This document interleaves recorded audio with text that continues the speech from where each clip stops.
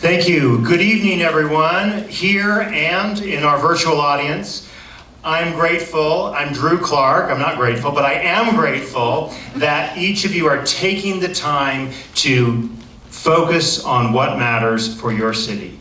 This is an opportunity we have to govern ourselves, to make good decisions, and hopefully to get a city council that will meet our needs.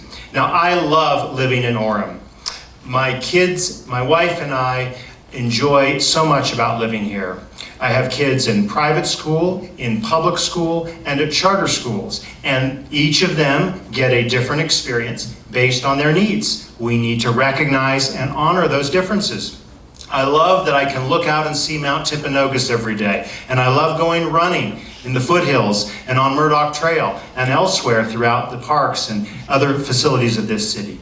And I love the fact that we are family friendly, focused on the needs of our children and the next generation, making sure that we encourage smart growth and development.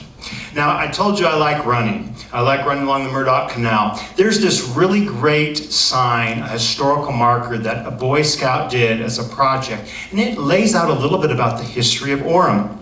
As you all know, we're coming up on our 100th anniversary as a city, and there wasn't as much development up on what has been called, or had been called, the Provo Bench until canals came, until irrigation came, till the water was pumped up so that the farmers and the residents could make use of this great land.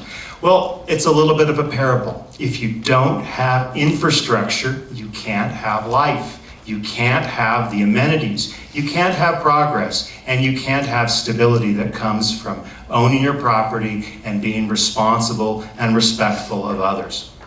I am running for city council because we need to fix the job of Orem Fiber. We need to make sure that everyone in this city has access to it. Now, how are we going to get that? There's lots of options, and one thing I'm not for is taking options off the table. It would be unwise to say we're not going to do this or we're never going to do this, because that precludes us from solving what everyone in this room and in the audience, I'm sure, agrees is a big issue that has been around this city for a long time.